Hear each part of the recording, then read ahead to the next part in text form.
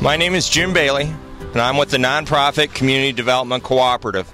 It's an organization whose purpose is to make a difference. This video is part of a series looking at communication systems within communities and how to maximize the benefit for stakeholders in the community, like the local governments, the nonprofits, the service organizations, and the churches.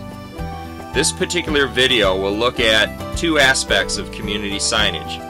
First is branding, which is the marketing of the community itself, and second, using the signage itself as a means to market the nonprofits, the service organizations, the churches, etc. within the community.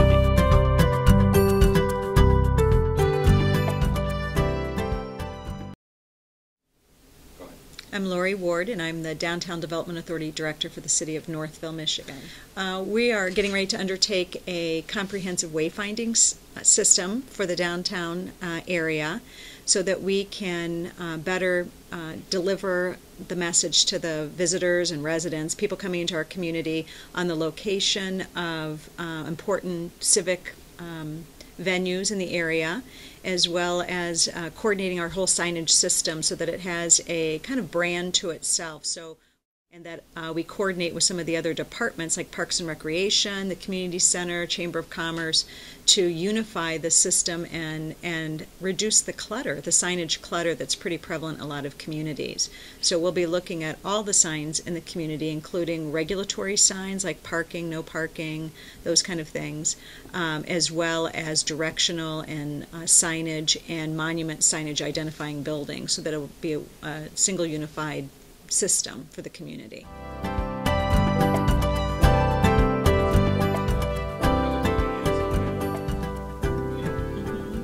Well, I think there's a number of benefits of coordinating a system like that. One is it creates a brand for your community. So it's a look and a feel, whether it's an icon, a color, a font, a shape, that then becomes associated with the community. And so when people see that sign, they see that brand or that shape or whatever, that they'll know it's associated with Northville.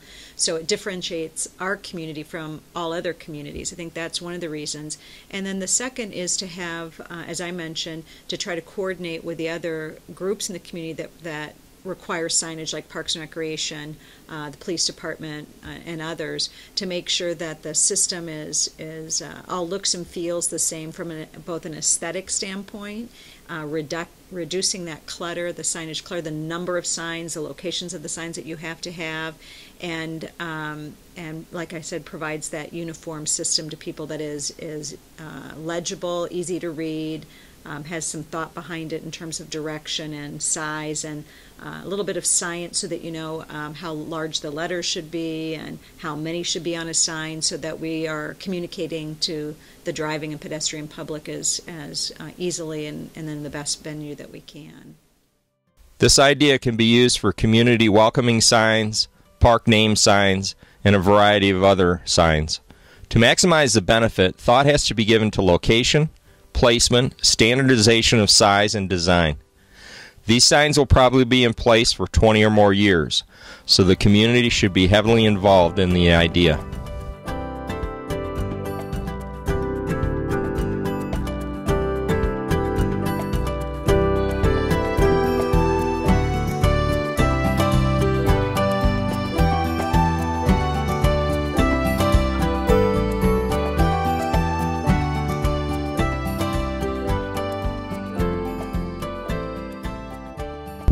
The potential is limited only by the imagination.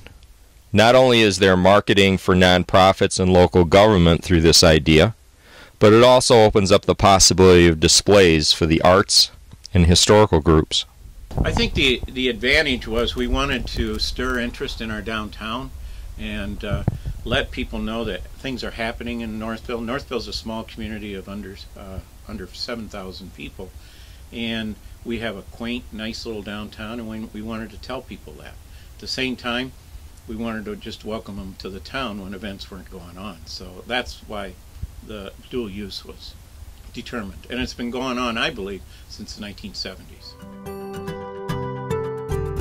This policy allows different organizations that are promoting events that are of a benefit to the entire community. Their requests to use our signs, they can have, I believe it's 3 requests for a year for different events.